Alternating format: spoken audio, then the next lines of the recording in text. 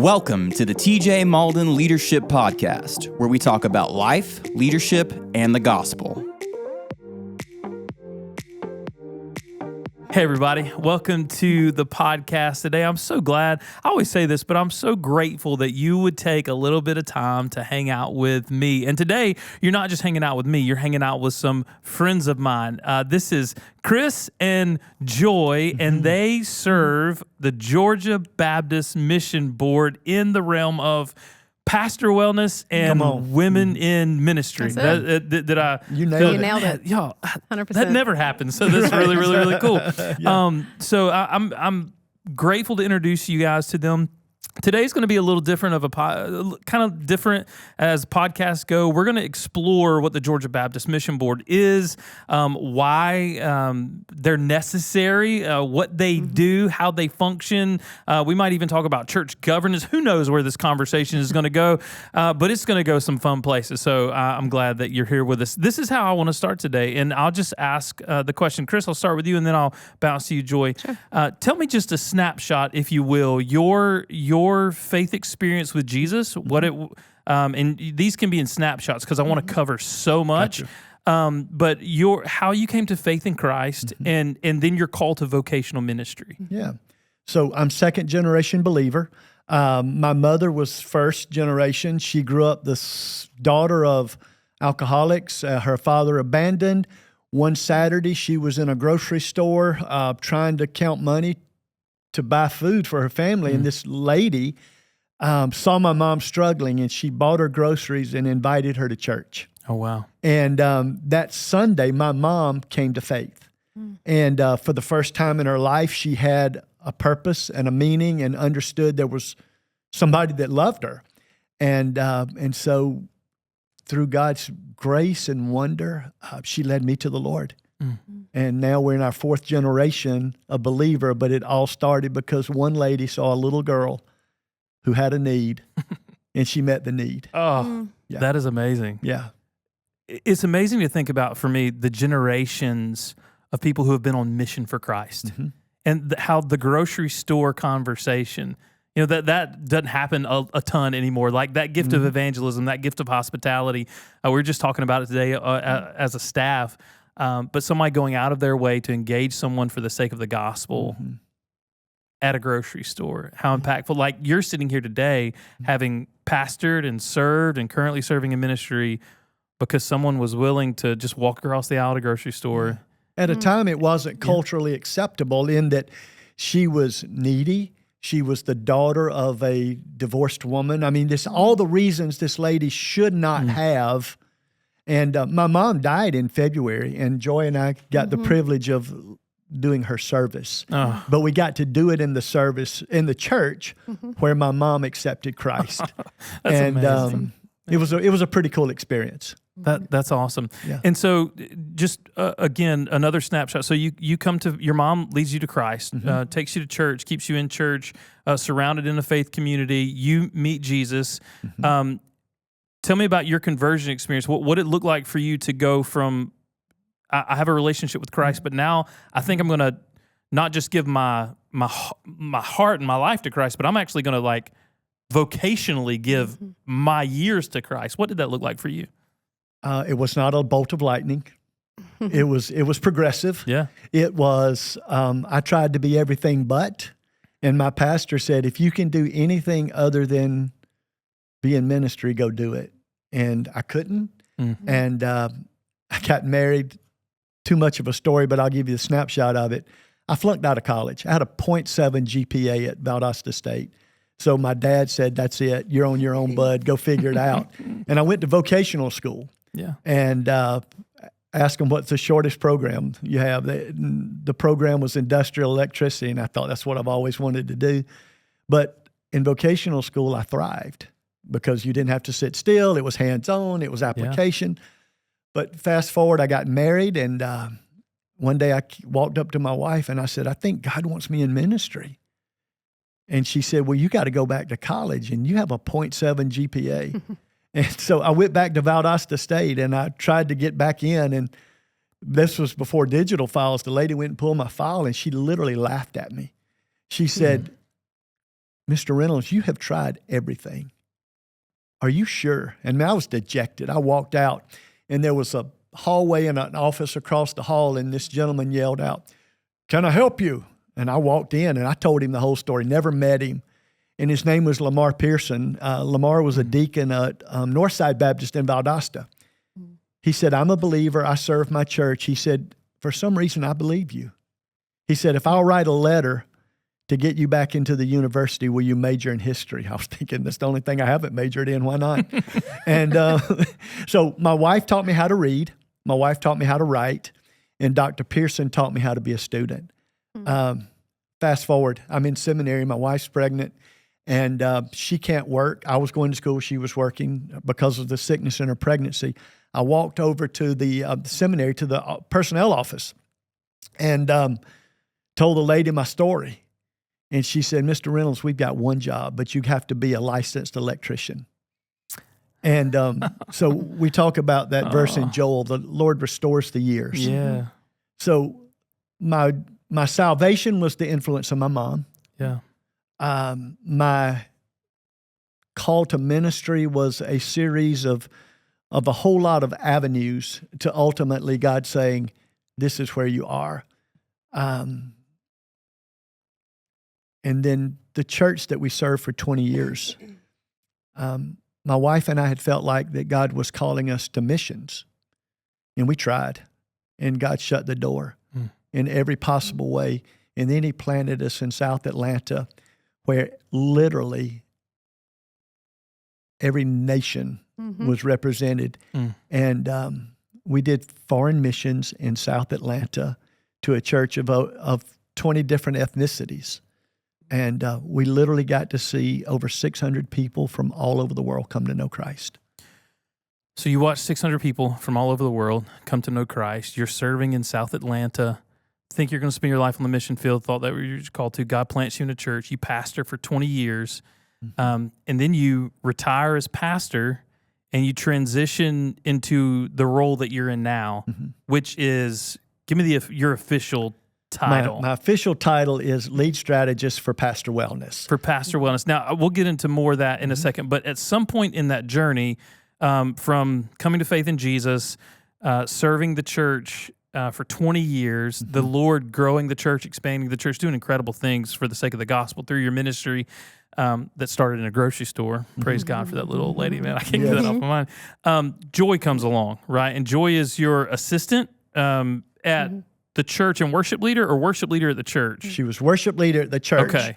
And so since 2008, in some form or fashion, we've partnered. Okay. Since 2008. So let me pivot for just a second. Joy, walk me through kind of that same scenario, if you will. Your how you came to faith in Christ, what that looked like for you, how you got engaged in church, and then a passion for worship.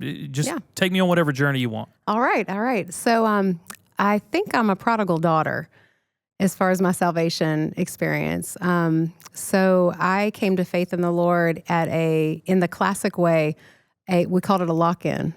5th grade, I was at a little church in Fayetteville. We call them liabilities. Right. Or never do it again. Never do it again. Yeah, I've been to some of them lock-ins, bro. Hey, youth pastor, let me go ahead and save your job. Don't do it. Don't do lock-ins anymore. I'm sorry, Joy. Do something else. But yeah, they called it a lock-in. And we're at this thing, and I should say that I'm a huge introvert. That has to be noted. Because at some point they did the classic bow your head and close your eyes. And if you're not sure if you're going to get to heaven, if you were to die today and you're not sure, raise your hand. And in that moment, I would have been normally scared to death I didn't want to ask a question. I don't want anyone to look at me. Just know I'm here. That would be best. But in that moment, I really felt just an unction, an urge to say, I'm really not sure. I had been told I was saved. My parents said, "Oh, you walked the aisle when you were 3 and you were baptized." That was a memory that I didn't really have. My parents had. And so I raised my hand and was like, I'm not really sure. So again, huge, the fact that I'm even an introvert and would do that it had to be the Holy Spirit moving for sure on me. So I accepted the Lord and I was baptized and they explained it to me and just a really good job. And then my parents actually left that church and our parents kind of church hopped a lot. So I really didn't get good discipleship Sure. in that community. And I went off the rails as a teenager. We just had lots of adventures that I would not recommend anyone having, to the point where what really got my attention was the words, "You're pregnant," at 18. That finally put the brakes on, to where I was like, okay, now there's someone else more important than me to care about. But even through that, I guess it was around 21, I think 21 years old, again, I started feeling just this burden. My first husband was gone. It was a not healthy relationship, and he was gone. And another man had come into my life who was a good man. And everything worldly should have said, you should be happy. But I wasn't. I was deeply troubled and could not figure out what it was. And I went through a season of almost went to counseling thinking, am I depressed or something? What's wrong? I should be happy. I've got a good man and my kid's safe, and I don't know. But eventually it came down to, it was Jesus. He was knocking hard on that door. And so I surrendered. So what I call it is, in 5th grade, that's where I got my salvation. If I had passed away, I would have gone to heaven. But when I was 21, God finally got all of me. That's my surrender moment. And that's what I call it. And that is the moment from then on, everything changed. I just woke up the next day and was so motivated to just be in church. And I remember telling he was my boyfriend at the time. I was like, so I think we're going to have to get married now. I mean, I just went off. I was like, I got to tell you about Jesus. And he was like, Jesus? I was like, sorry, I forgot to tell you I actually am a Christian, but I've been separated from God for a while. But I just went, as much as I went off the rails as a teenager, I went off the rails for Christ. That is amazing. Big time. We got into church. We did get married. And he adopted my son. So that's an amazing story too. But music had always been, all through this, music had been a part of my life. When I was off the rails as a teenager. Can I pause you for a second? Let me interject because, all right, you're 21 years old. Yeah. You have a child. You have a husband. You're living the life of an unbeliever, though you committed your life to Christ in the 5th grade. You knew that you were saved. But you were living that prodigal daughter journey, like you described. What was it? This is interesting to me as a pastor, and if other pastors are listening, was there something about the church or someone that helped you see a Jesus that wanted you, a Jesus that said, come to me, you who are weary and heavy laden, I'll give you rest? Was there an environment or an opportunity that you look back on that said, man, this is how the church got it right? Like, this is how they loved me in those seasons? Yeah. I think I'll answer it in 2 ways. First, the thing that got my attention was a book, and it was The Late Great Planet Earth by Hal Lindsey. This is a really old book about prophecy. Again, I don't know that I would recommend it necessarily, but in the book, here's what I would recommend though. In the book, periodically, he would stop and say, and if you don't know Christ, here's how you can know Christ. And every time I came to that little section, I would pass over it and go, oh yeah, I know that, I already did that. And just get back into the cool prophecy things, you know. And around, I marked it because it was just that pivotal, around page 80. And I'm not sure I've read past page 80 because that's where I put it down. Around page 80, he did it again. He said, now if you don't know Christ, but he said something else too. He said, and live, like walking with Christ and the life that he meant for us to live. That was the part that got me. And I thought, well, yes, I did the first part, but I'm not living, you know, in the way that Christ designed. I don't even know what that is. There's another way to live. And that was what opened up my curiosity. And me and my husband did join a little church down in Locust Grove. And it was a great place. They accepted us. We were at that time not married, but eventually got married. But they very much accepted us in the fold. I think understood, I'm sure. I mean, looking back, I think, we probably look like baggage coming in those doors. But they accepted us and welcomed us in and gave me opportunities to play guitar here and there, things like that, just to kind of be involved. So those are 2 things, a book where someone intentionally throughout the book sent that call out, understanding that there may be people, either non-believers or those like me who are far from the faith, that may need to be reminded, not just salvation, but that surrender. Yeah, that abundant life that God called us to. Absolutely. And it just seemed to answer. I was so hungry and empty and knew that there was, gosh, I should be happy. It was the key that fit the lock. That was it. That's amazing. Yeah. What I love too, I love the way you phrase something. you said a little church in Locust Grove, and I think sometimes in church world, knowing that the stats probably better than me, but the average Southern Baptist church is about 130 people. Yeah. Somewhere around that, in that ballpark. And I would say beyond Southern Baptist, evangelical church in America, the average is somewhere between 100 and 200 people. And so I think sometimes we think to have a great impact for God, to be a part of someone's salvation story and sanctification process, that we've got to be this big flashy church, or we've got to, we've got to have these great programs, or we've got to do all the things. But what I love about this story and the opportunity that we're going to get to talk about even more women in ministry and pastor wellness is that it was one person saying yes to evangelism. And it was a book that opened the door to a little church. A little church. And a little church is where, with all the baggage that we all have, that you were embraced and loved, and they helped you carry some of that until you could walk on your own. So I think it's so beautiful how you see the gospel on display. Regardless, you think, I'm just one voice. What can I do? Yeah, you can we lead were someone lucky to Christ, if we had 30 people on a Sunday. Yeah, I'm a church of 50. I'm a church of 75. What impact can we have for the glory of God? Monumental impact for the glory of God. Beautiful, life-changing, organization-running impact for the glory of God. Absolutely. So that's beautiful. So now tell me, you're playing guitar a little bit. Yep.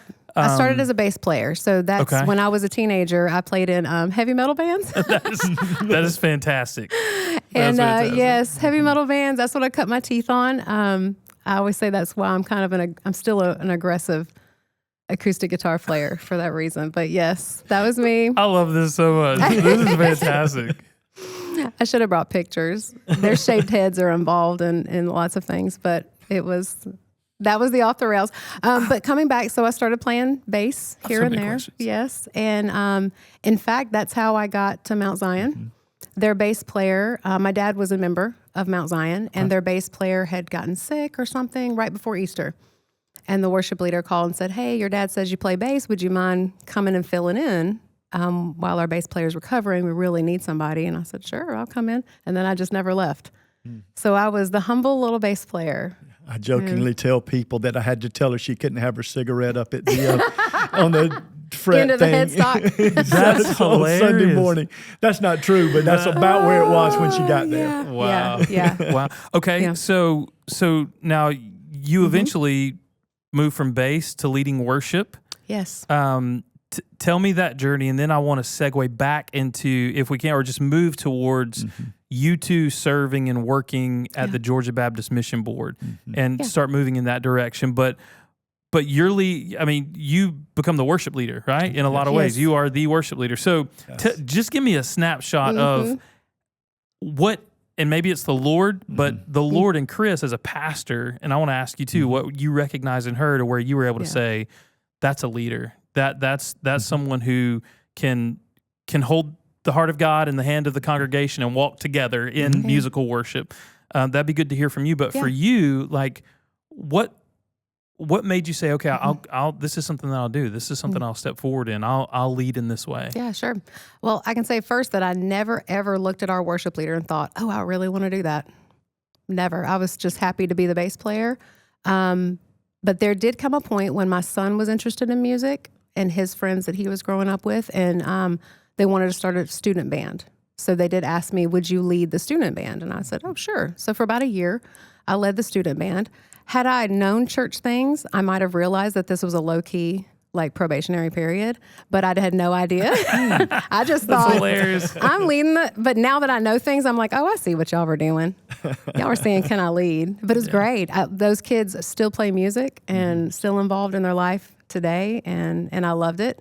And about a year of doing that, Chris asked to meet with me again. I'm just a lamb to the slaughter. I don't even know what's happening. But he sits down, him and the worship leader, and they want to talk to me, and I'm clueless. I have no idea what they're fixing to ask me. And then said the worship leader's feeling like it's time for him to move on. I'm like, Would you consider being the interim worship leader? Me? Me? So then I gave him my list of disqualifications. Well, you need to know that I have not actually graduated high school. All I have is a GED. Like, I can't actually read music. I I can't. I know chord charts, but that's it. Like, are you sure? And Chris said, yeah, I'm sure. That's awesome. I'm like, well, okay. It's fantastic. All right. I loved coming in as an interim too, looking back on it. There was so much freedom and less pressure on me than rather than say, will you just be the worship leader? That would have been a lot of pressure. But knowing that, hey, I'm just doing them a favor. If they don't like it, they can, well, there's a freedom in it. Sure. If that makes sense. Sure. On both sides. Yeah. So unpack that just a little bit, and then we'll go on, because I could pick your brains all day on this, but I really want to get to the Georgia Baptist Mission Board. Yeah. But so for you as a pastor, looking in on someone leading and serving, what you said, okay, here were a couple markers that, if a pastor's listening, a couple markers that made me want to promote, wanted to move her into a direction of being able to serve in a greater capacity. So first, a really good relationship with the guy that was feeling released. Okay. He's actually a mutual friend, Danny James. He serves at a church in Albany, but came and sat down and said, man, I think this is what God is doing. And we began to pray, and it was probationary, who can do what, and she was doing that, and it was flourishing. And the other piece, interestingly to me, is by this time the church is multi-ethnic. But not just multi-ethnic, it's multicultural. So if you walk into the room, it looks black and white. But if you get into the granular of that black and white, it's people from all over the world. So on any Sunday, multiple styles of worship were welcomed. Back up, Joy played cover bands, cover songs. And so there wasn't a style of worship that she wasn't comfortable with. Yeah. Gotcha. And so as we were trying to learn, because there wasn't a book to read on how do you become a historically white, traditional Southern Baptist church in a community that doesn't even know what that is. And so all those little markers, and a humility, and then the ability to be flexible. And I would say even to take mediocre musicians and maximize them so that we had ownership of worship. Yeah. So all of those. And don't let me discount this, because this is a huge piece. I asked my wife, and she said, have you thought about? I have now. Yeah. That's a really good idea I just had. Yes. That's amazing. That's amazing. Yes. Awesome. So y'all served together for years, and then you transitioned to the Georgia Baptist Mission Board. Now, I'm gonna treat this like I know nothing, and because if we're really honest, I don't know very much. Yeah. But I want you to unpack for me, what is the Georgia Baptist Mission Board? What its purpose, why it exists, how it functions with churches, like anything that you want to share or could share about the Georgia Baptist Mission Board. Yeah. So there's the Georgia Baptist Convention, and it is the legal entity of the cooperating Southern Baptist churches in Georgia. About 3,200? 3,300. But it doesn't exist except 3 days a year in November when we have our annual meeting. Right. So there's not a method by which it carries out business. So the Georgia Baptist Mission Board is the arm of the Georgia Baptist Convention that carries out the missions, ministry, and cooperation of the cooperating Southern Baptist churches in Georgia. Right. And our executive director is Thomas Hammond. Right. And it's not a denomination, right? No. Like it's a convention of churches, basically what you said, a cooperation. Churches pooling their resources, literally their finances together to advance the gospel. Yes. What we call the cooperative program. Cooperative program, where churches are not required to give anything, or there's no set amount for membership. Right. So it's what they choose under their own guidelines, because every Georgia Baptist church is an autonomous church. Right. We have no authority over any church. We only have a a relationship by invitation. Right. So we serve churches. We don't govern churches. Right. I think that's confused. When you think about one, Baptist carries with it just a whole lot of weight, beauty and weight that people don't understand, right? There's a lot of really good things about that label. There's a lot of difficult things about that label, especially in 2025, right? Like, do we understand really what does it mean to be Baptist? What does it mean to be Southern Baptist? Is that something I am or should be? Who is our church? Who knows? So a part of that process, or at least for me in my mind, it's really helpful if someone's looking for a church or serving at a church to know that if you go to a Southern Baptist church, you're not a part of a denomination. You're part of a convention of churches that cooperate together to fulfill the Great Commission. Absolutely. Would that be Yes. a fair assessment? That is a very fair assessment. We answer to what is an executive committee. Right. An executive committee is a representative from about 100 people that represent those 3,400 churches. And so we answer to them. And then Thomas Hammond is our executive director, and Thomas is the one that gives day-to-day leadership to the function of the Georgia Baptist Mission Board. Awesome. So, yes, so we're all cooperating. We have no authority. They're all autonomous. So the day-to-day business of the Georgia Baptist Convention is carried out by the Georgia Baptist Mission Board. How many employees do y'all have? Just a snapshot. 80. 80. So 80 employees. And your area, moving from the Georgia Baptist Mission Board, your area of expertise, your area of focus, your heartbeat is pastor wellness. Yes. So give me your heart for pastor wellness, why it matters, and why you're passionate about it. Yeah.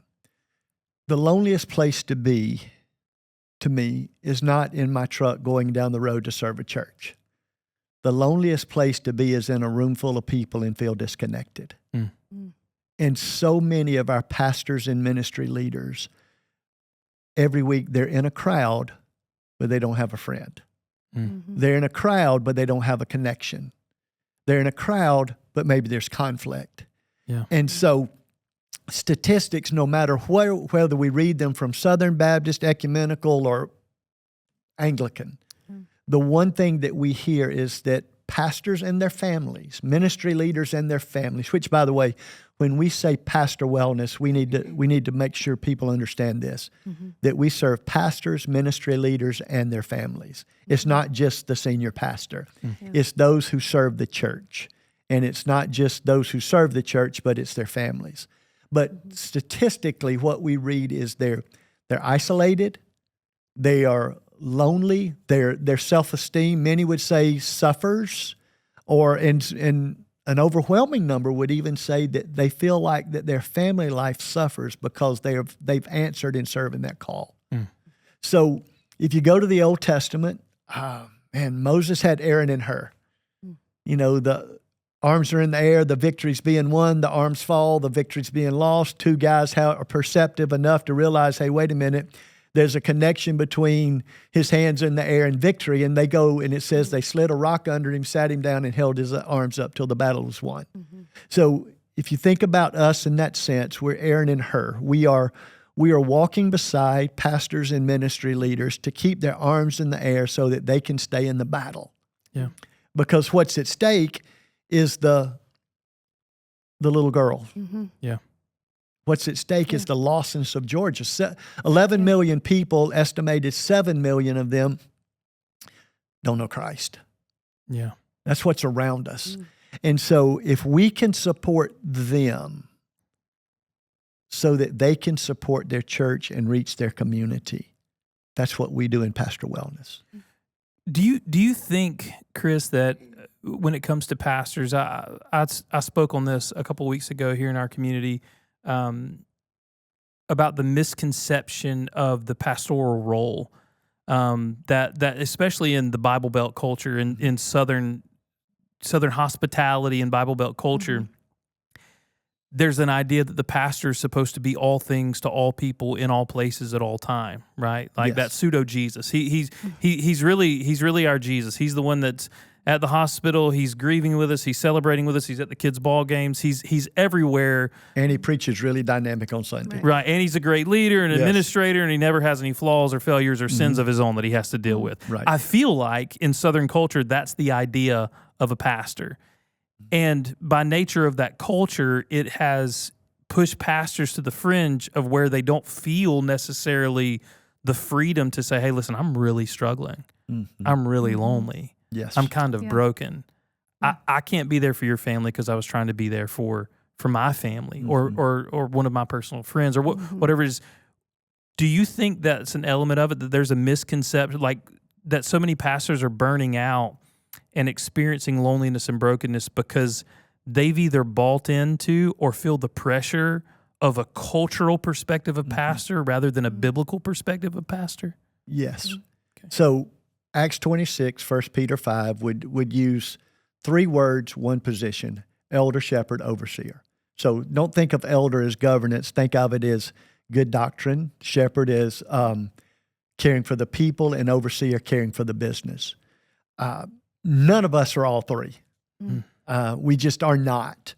And so if I've got a responsibility for all 3, but God just didn't, my education didn't train me to be all 3, and my giftedness did not equip me to be all 3, then the first thing I have to realize is I can't. Yeah.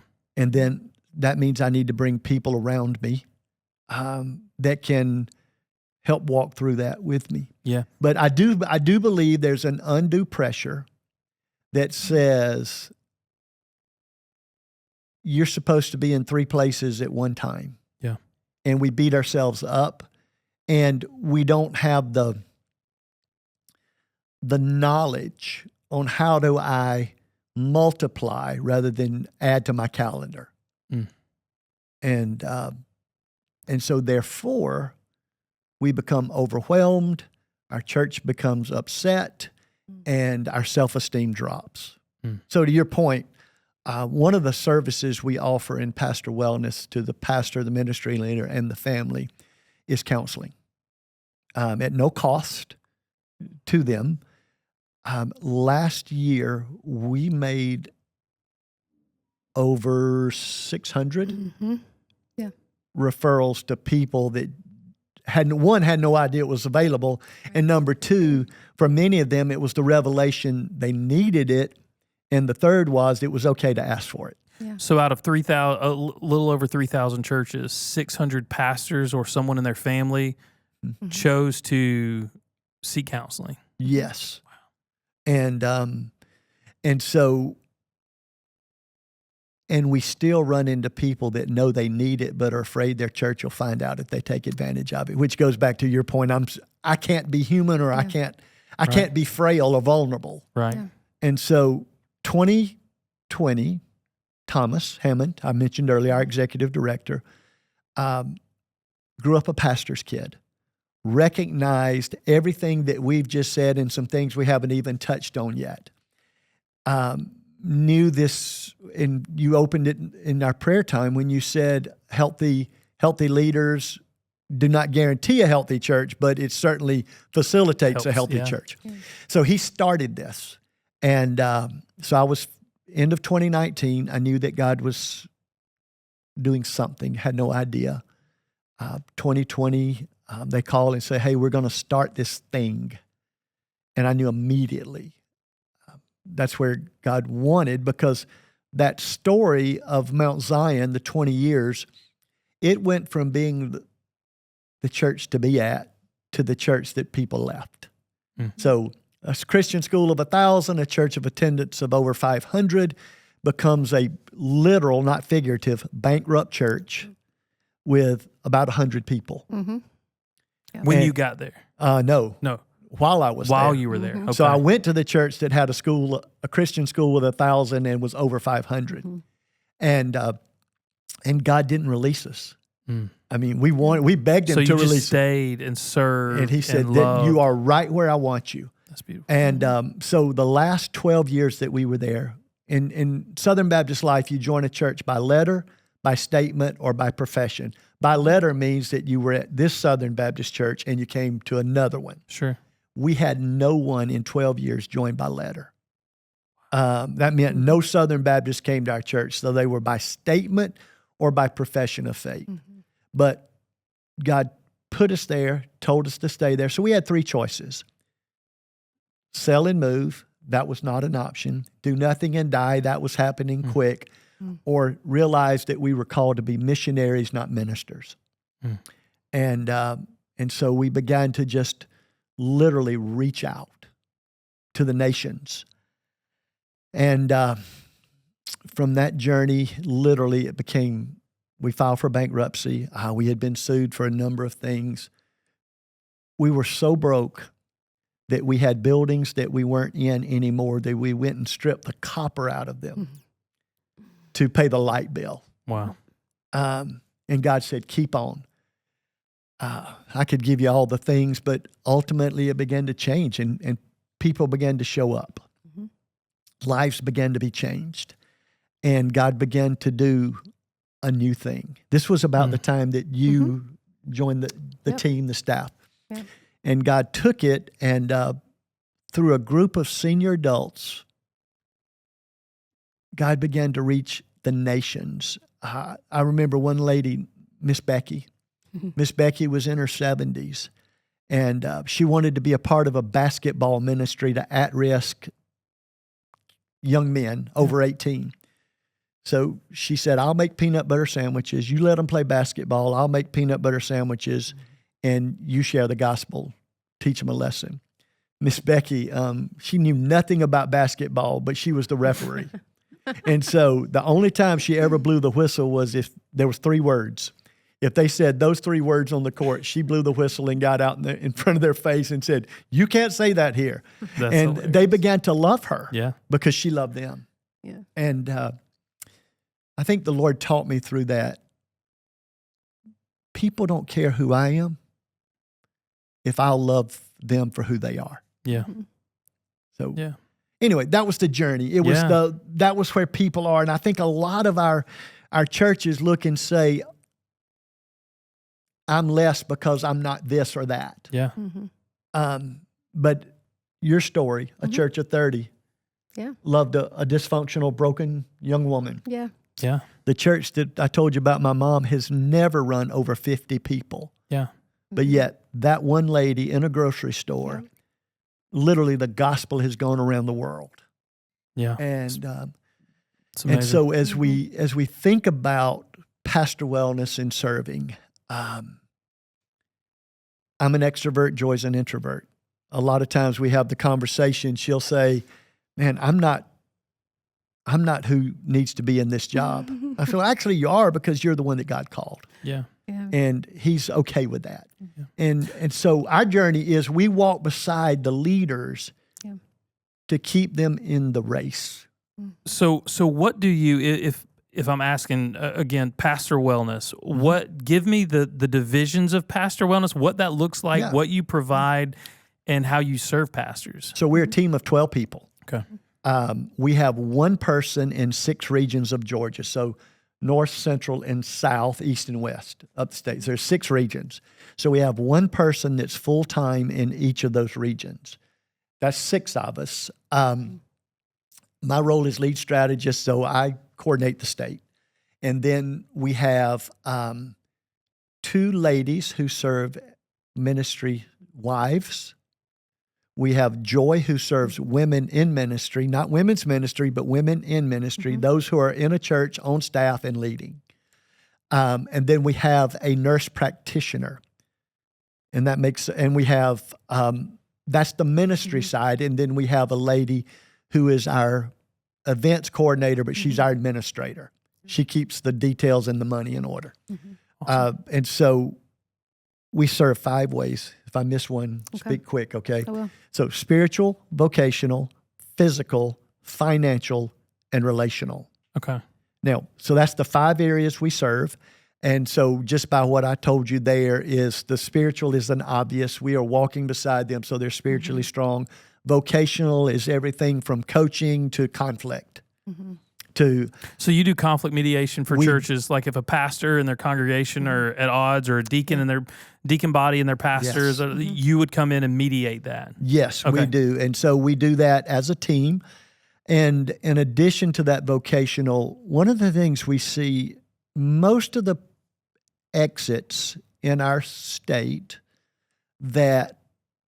where a pastor is asked to resign is not theological or a moral issue. It's a match. It's relational. In other words, they've gotten sideways in a relationship. Yeah. So we walk beside them. Fit instead of fault. We just talked about that for our listeners. Yes. They would know. Like 100%. There's not a fault. Nobody's sinning. Nobody's They just don't sin. fit. It's just a fit. So one of the things that we do is we walk in and help them ask the question. Here's the tendency. Pastor's been here. He's this, he's that. He's there either by choice or by force, not there by choice or by force. The church unintentionally swings the pendulum, and they get somebody that is not, they don't know what they're going for. They just know what they don't want. Yeah. So they swing the pendulum.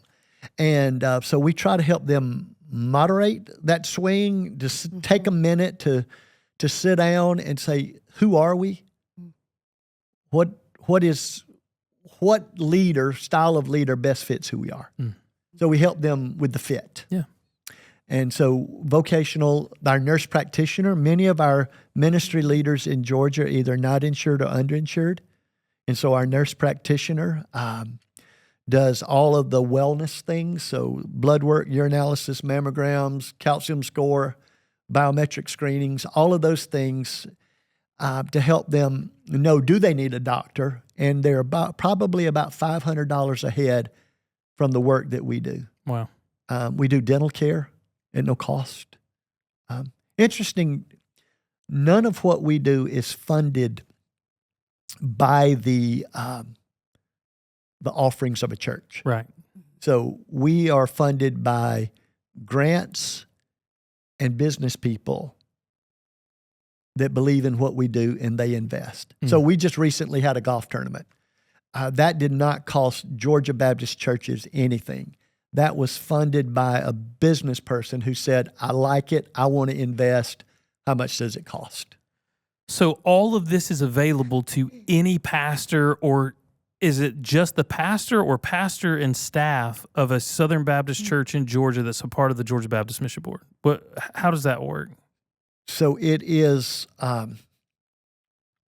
available to pastors and ministry leaders. Okay. So if a person is a director of a ministry. director of a ministry, they're a ministry leader for us, and so we serve them. Now, Georgia Baptist as a whole serves other areas, but our mission is we advance the gospel by serving pastors, ministry leaders, and their families. I love that. And so that means the lady that's the children's director of a church that runs 50, yes. That's awesome. The pastor of a mega church, yes, that's us. That's amazing. And we serve everybody in between. One of the newest offerings we have, and this is a really cool story that I'll tie into something that we've already talked about, is women in ministry. Women in ministry who serve in leadership roles. Now, for you and I, if we say the word pastor, I could be the education pastor, the worship pastor, or you the senior pastor, and everybody knows what we're talking about. For our women, that's not the case because they're coordinators, directors, ministers. There are a lot of things. And what we found out in Georgia is we can say conservatively there are more than 1,500 women serving Georgia Baptist churches in leadership. So in a leadership role, and I want to clarify this because we talked a little bit earlier about the tension of, especially everything that's going on with the Southern Baptist Convention, and the idea that as Southern Baptists, we do not ordain women as pastors, but we acknowledge them and celebrate them as having the ability to lead and to serve and to share. And so have you experienced any of that tension, or do you think that's one of the reasons why when it comes to serving leaders in ministry. I mean, I think about the churches that I grew up in, even our church here. You remove women from the workforce of a church and 80% of your workforce is gone. All of your VBS volunteers are gone. You know what I mean? Like Right. all of the selfless, just the nurturing aspect of ministry Right. In many ways would be void without the strength and the beauty that God has gifted women with. So do you think it's because there are people that are afraid of saying, well, if I honor this woman as a leader, or I honor her, for the gifting and call on her life, then I'm going to be accused of not being complementarian, or that, people are going to think that I'm not for the scriptures, or, I mean, we obviously know that, Southern Baptist Convention, Georgia Baptist, and most doctrinally sound Southern Baptist pastors would acknowledge, like, we don't ordain women as pastors, but there's this whole capacity that they have to serve in ministry as leaders. Do you think that's why there's 1,500 that are not considered or kind of have been overlooked and feel like they're on islands? Is that a part of it? Yeah, I think that is Okay. a part of it. Yeah. Yes. So we do a litmus test. Okay. All right. Are they affirmed by their church? So, Yeah. I mean, if they're there, obviously they Yeah. are. Are they in good standing with what we call associations? That's regional groupings of churches that are choosing to Okay. cooperate. So are they affirmed by their church, in good standing with their association? Are they in good standing with the Georgia Baptist Convention?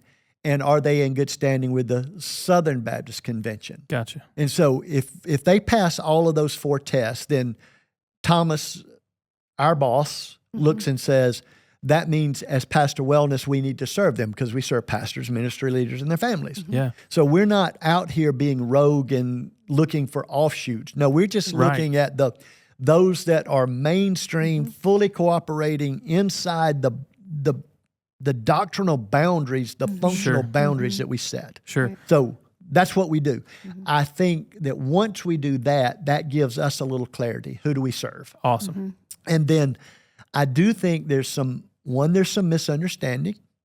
I think there's some traditional, well, this is the way it's always been. And I do. I mean, goodness, I think we need to guard against liberal theology, or we need to guard against things. Yeah. And so what I hope, and Joy will speak to this in a moment, is I hope we can provide some clarity and some assurance. Yeah.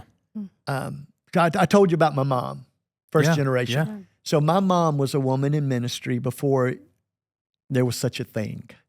So all they knew to call my mom was the church secretary. And so when my mom knew that God had called me into ministry, she sat down with me and she said, I don't care who you hire. She said, but whoever you hire, their respect needs to match their responsibility. Mm. And that made a huge Yeah. impact on me. She said, because often I feel responsible, but not always respected. That's so wise, man. And man, that's always stuck in my Yeah. head. And so fast forward, throughout the churches I've served in, just like you, there's always been ladies leading. Yeah. Whatever they call them, they were ladies leading. But Joy joins our team. She has no desire to be outside of what we as Baptists believe are the biblical guidelines. Yeah. But I also had those words in my mom's Yeah. echoing Absolutely. in my head. And so it probably shaped our relationship. Yeah. So let me ask then, Joy, you serve women in ministry. Yes. All right. Will you give me a snapshot of what that means? Like if there's a pastor listening, ladies who are serving in ministry, they're administrative assistants, they're directors, they're worship leaders, whatever it is.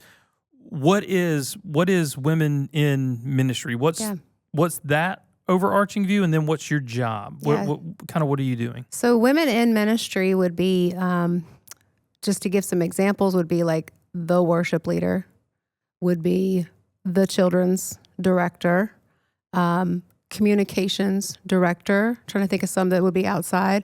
There are some executive assistants who really in their role, while no one may realize it, they have a hand in shaping some things. Not vision, culture. like Lindley, like the podcast knows Lindley. Exactly. She produces this podcast. That would be has a part in speaking into vision, creativity, and the life of the church. Sure. Really has a part in shepherding others in some capacity, where that particular ministry rises and falls on them, right, under the vision and leadership of the senior pastor. Right. So that's great clarity. Good. That's a great way to. Thank you. Yeah. We recognize that it's a challenge to communicate this. Even in the pastor wellness, we recognize that pastor wellness is not the best name for a woman to realize that this is for her. You see pastor wellness. Yeah, you see pastor wellness, and most women in ministry would feel excluded. So if you hear nothing else, pastor wellness is for you. Yeah, Please absolutely. Hear that. I could definitely see how that would be. You feel like it's a lot more narrow in some ways than it is. It's an interesting tension to me too. Like dealing with, it has to be for you too, dealing with women in ministry, and they're not pastors, but they are leaders, and they are servants, and they are carriers of the gospel. And it's always been, it feels like, this is for me from the outside looking in on church life, because I've led worship in thousands of churches, hundreds of churches, but I've only served about 6, over, I'll be 40 in August. Whoa. 40, y'all. What is happening to my life? So, but I feel like you get like 2 swings in evangelicalism in America. You have people who are so complementarian that a woman can't pray in their congregation, right? Like they swing so far that way, there's not even going to be perception that we might let a woman lead, right? And then you go the other way where, because I'm married to the pastor, I also get the title of pastor. Right. We're just going to call any woman who's in any leadership, they're a pastor. And it's like, well, I think both of these are probably unbiblical at some point, right? Like we get to some point where they're both detrimental and maybe even heretical in some ways. Yeah. But how do y'all navigate that tension of I mean, that to me, I feel like in your job, that would be like, how do you affirm and celebrate the women in ministry and let their pastors know that, hey, it's okay to acknowledge them as a leader. It's okay to acknowledge them as gifted. It's okay to celebrate women. You know what I mean? I think relationship is going to be the only way. Okay. The only way to do that. And that's going to take some time. Sure. Right? We're going to have to pick away at that elephant until we get there. But I think also there's great freedom in the fact that we are not a governing entity. Yeah. We're not here to say who should or should not be. We're just here to support those who are. So using that litmus test. Yeah. If you passes all that litmus test and they are, all right, then I serve you. That's you good. Are a leader. I serve you. I like that. Yeah. And it gives us freedom and clarity. Yeah. So they're cooperating churches. They can choose, I go into the grocery store, I can choose whatever I want to buy. Yeah. So we are Georgia Baptist. And again, I'm grateful to Thomas. Thomas we get to do the work, but he's the one that would get the phone call. Right. And he's courageous in that. It's like, okay, if they pass this litmus test, then we're called to serve them. Now, what obviously I recognized was I can't. There's certain proprieties that I need to be careful of. Yeah. So we have those who serve ministry wives, but because of relationship, and really, this is a conversation we've had for 10 years about what does it look like and how do you do it because of that tension. Yeah. Yeah. So for me, it was an obvious choice. Relationship, trust, already worked through some of it. So when we finally got the word to move forward, it was an obvious choice to reach out to Joy. So Joy, in what ways are you currently serving? Give me a snapshot, things that you're doing with the Georgia Baptist Mission Board on the pastor wellness team. Yeah. What are some of the things that you're offering or doing for women in ministry? Yeah, absolutely. So first I'll say that pretty much everything the guys do for pastors, we want to do for women. Okay. So there are some events. There's retreats. We had our first retreat in January. Our next one is going to be September 2026. Okay. So save the date on that one. So the retreats are very similar to those. There's worship. There's all kinds of pampering type things. There's great breakouts, informative speakers. Can you give an example of a couple, like what would some of the breakouts be? We had this past year in January, we wanted to keep the focus on information just because so many women don't even know what Georgia Baptist is or what it does. So most of our breakouts were tailored to some of the things in Georgia Baptist they may not realize are for them. Some things like Mission Georgia was there, the Georgia Baptist Foundation was there, Guidestone, just some things that they probably don't even know what I didn't know what Guidestone was until I came to Georgia Baptist. Right. Like, oh, that's a thing? I didn't know. Great resource. It's a great resource. Guidestone. Ask me about it later. but just so we kept most of them there. But the speaker was incredible. The speaker was Shanti Feldhan, and she came and just spoke on men and women relating. She has done a lot of research on how men think and how women think, and we got some really good feedback on that was just super helpful. Something they could take away and implement in their ministry right away.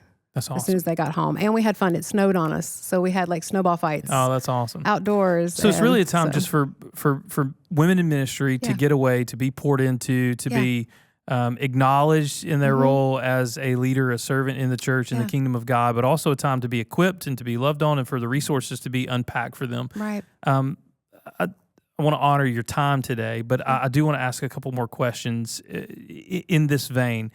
And Chris, I'll start with you, and then Joy, I want to wrap up with you if we can do that. Chris, can you give me a story? And I'm going to ask you for stories, okay? Give me a story of a pastor or a church that you say, obviously not naming names, but give me a story that you say, this is why the Georgia Baptist Mission Board, this is why we exist, and this is how Pastor Wellness has advanced the kingdom, and this guy's still in ministry, or this church is thriving today. Yeah. Because of what we do. Like, give me a story. Like, I don't know about you, but I have in my mind and my heart as a pastor, there are long days, right? The years are quick, but the days are sometimes incredibly long. So you have these, or at least me, these few files that you pull out and you say, you know what? This is why we exist. This is why we do what we do. So is there a story that you could give me, one or two maybe, in that vein? Well, one, I can actually give you the name. Oh, I'd love that. You know what I mean? Because I have permission. Okay. Because we walk the journey. Great. So Palmetto Baptist Church in west central part of our state, Palmetto had a season of unrest. That unrest had led to some theological confusion where there were some things being embraced that we would say were not biblical. And their pastor exited, and they called and said, we don't know what to do next. So they invited Georgia Baptist in. So through a transitional pastor, meaning that he was there intentionally to help them discover who they are, we combated some things that were not biblical. We restored trust. We built relationships. We walked beside them. We helped them with their fit so that when they called a new pastor, they had somebody that was going to be theologically and culturally matched to their area. I was on the phone with this pastor driving down today to be here with you. And he said, can you believe it's been 3 years since I got here? And he said, let me tell you what God's done. And so first responders run to the situation. Yeah. We're first responders. Yeah. So, man, when they call and say, it just blew up, we don't go, oh, no, what do? We're in the car, we're mobile, and we're headed there. I love that. So we got into that relationship. We walked beside them through the difficult moments. And today, what was a congregation in question is now a congregation that's thriving. I love that. And so that's where we are. So that's an example of a church. Sure. Yeah. But pastor calls and says, this is where I am. I don't know if I can make it. I'm done. And we walk in, we sit down, we listen. We say that it's we are a relationship, not a resource. The relationship lets us bring resources. We don't bring resources to have a relationship. Yeah. We want a relationship, and from that, let us bring these resources. So this one particular pastor calls and says, I don't think I can make it another day. And so we sat down with him, we invite in his leadership, and we began to talk. Everybody recognizes it's unraveling.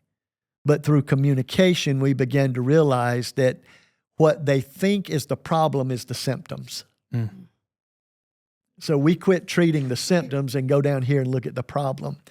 And today, that pastor is thriving because there was somebody that could sit down objectively and listen and walk beside them. I'll let Joyce share this story. It was the most recent where there was some conflict. Share the one that you have. Yeah, that was going to be my first pick. Okay. Because I'm still pretty excited about how that one turned out. So I got a call from Marty, one of the guys on our team. He said there's some conflict in a church, but it involves a woman in ministry. So I'd like you to come and just be a part of that and walk that journey with us. So came and met her. This was a conflict between a children's pastor or children's ministry leader and a worship pastor. And came and met her, and she was just crying, just completely overwhelmed. The situation had been festering for almost 3 years and not dealt with. But she kept just plugging in, trying to make it work. Everything she did just wasn't working. And so they called Georgia Baptist, and I came in and started to walk with her on the coaching journey. We just started doing a once-a-week coaching call. Was able to kind of settle things down so she could hear the Lord speak, So we settled things down. We went through a Bible study together, and I'm sure the Bible study was good, but all of that was just to put the brakes on it just for a minute and get things settled. Really, there were some things, she's new to ministry, and no one had mentored her at all. Like, I had the benefit of Chris intentionally pouring into me. Many of the things I told her right off were things that I learned early in ministry from him, like, hey, don't let him see you sweat. If you got to start crying, girl, just get out that room. Yeah. Say, my tummy hurts, and leave. But let's not break down into tears in the middle, because it's just, everyone forgets the thing that made you cry.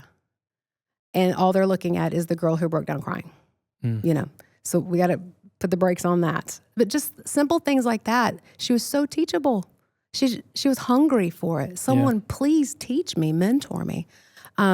Through that season, she did realize once things settled down, she could really hear from the Lord. I don't need to be here anymore. But we've been able to put her in a different position now, and she is with a church that loves mentoring. It's just a perfect setup for her. It's a much larger place. There's lots of women around her that are just going to pour. They love to pour into women. She's fixing to do her first VBS there, and she's excited. That's awesome. Yes, she's going from a smaller setting to a much bigger. Yeah. But she's all on thriving board for it. and thriving and just doing wonderful, sending all kinds of awesome reports. And that was really, I was like, okay, this is a cool job. Yeah. Oh my gosh, this is a cool job. Yeah. Wow. I'm sure the opportunities are endless. Yes. Yeah. Right? Of men and women who are serving churches, who need a friend, who need a mentor, who need someone. Yeah. Is there anything else, as you think about pastor wellness, you think about your story, you think about your jobs, as we start to land the plane, is there anything else that you say, TJ, I don't want to wrap this up without mentioning or without sharing this? Yes. Yeah. First of all, we have a lot of things that we put a premium on, but the highest premium we put is confidentiality. So pastor ministry leaders going through something and just needs to talk about it, we're a safe place to call. Yeah. We're going to pray with you. We're going to love you. We're not going to, it can be your worst mistake or you want to just brag about your greatest victory. We're going to walk with you through it and utilize the resources we have to walk beside. And so I think that's important for them to know. Confidentiality. The other thing is, how do they get connected? Because, man, I hear all this. It sounds really cool. Well, gabaptist.org/pastor wellness. Take you to a website. Website, there's faces and phone numbers. And you say, I live in this area, you call that person. But also, we utilize Facebook groups. Okay. And they're closed groups. They're not for anything other than relationship and communication. So Georgia Baptist Pastor Wellness is a Facebook group. If you are serving a Georgia Baptist church as a leader or a spouse, we want you in that group. And then from there, everything we do is advertised there. We have a Facebook group called Georgia Baptist Women in Ministry. Women in Ministry. Again, it's a closed group, and it's anybody in there is a woman in ministry leader. And then we communicate, we connect there. We're building relationships. So those are ways to connect with us. But man, I just love just to give you my cell number, just so somebody's listening said, I can't remember any of that, but what is it? Rewind and hit play. My cell number is 770-570-8375. And we can connect you to a resource that can walk beside you no matter what it is you face. Fantastic. And just a heads up, that is for pastors, all right? That cell number that you just heard, that's for the pastor. So all my random friends that are on this podcast, don't prank call Chris in the middle of the night, all right? Don't prank call, but if it's a need, let's do it. But we do. I do give that out, and I give it out knowing there's a risk. But the risk is worth the reward for that one that calls and says, this just happened. Yeah. Thank you for that. Joy, is there anything else that you want to share? I would just say, I met someone recently. I had led worship at a group. That's a way that the Lord has been kind of still continuing to use the worship leading thing. They do pulpit supply. I do worship leading supply for some things. But I was at an event with a pastor wife that I knew, and I came and led worship for it. And she had a lady on staff who really wanted to reach out to me. But she said, I kind of chickened out because I didn't know you. But now that I've seen you and I know who you are, I'd love to meet and chat. And we're going to meet on Thursday, actually. So I'm excited. But I would just say, please don't be afraid. And I get it. I'm an introvert. I probably would be scared to reach out too. But if there's anything, is there any little unction in your heart, please reach out. I would really love to walk alongside you, pray with you, whatever you need. Awesome. So. And thank you. Oh, listen, you two, thank you so much for just spending some time. No, most people don't even know, what the Georgia Baptist Mission Board is. So many people don't, and they don't realize, a lot of pastors, youth pastors, ministry leaders don't recognize the resource and the relationships that are available to them with cooperating churches who are really just linking arms together for the sake of the gospel. So I'm grateful for y'all. I'm grateful for what you do and what you mean. I mean, you mean a lot to our team and our church and opportunities that we get to serve together. So thank you for today and appreciate you being here. Y'all listen, we say it all the time, but we're so grateful that you would take some time to sit in with us today and listen to a conversation about the Georgia Baptist Mission Board, pastor wellness, and women in ministry, and all the other rabbits that we chase for the glory of God today. But if you didn't hear something today that you've been thinking about or want to hear, you have some ideas, you know that you can reach out to TJ Mauldin Leadership Podcast at gmail.com. We'll take your questions. We'll cover any topics that you want to hear about and try to just try to love you well. So thanks for hanging out with us today. We love you guys. See you. Awesome. Thank you. Thank you so much for listening to this episode of the TJ Mauldin Leadership Podcast, where we talk about life, leadership, and the gospel. If you enjoyed this episode, share with a friend. For more content, follow us on Instagram and YouTube. If you have any questions you would like to ask TJ, whether it is about life, leadership, or the gospel, you can email those to tjmauldinleadershippodcast at gmail.com.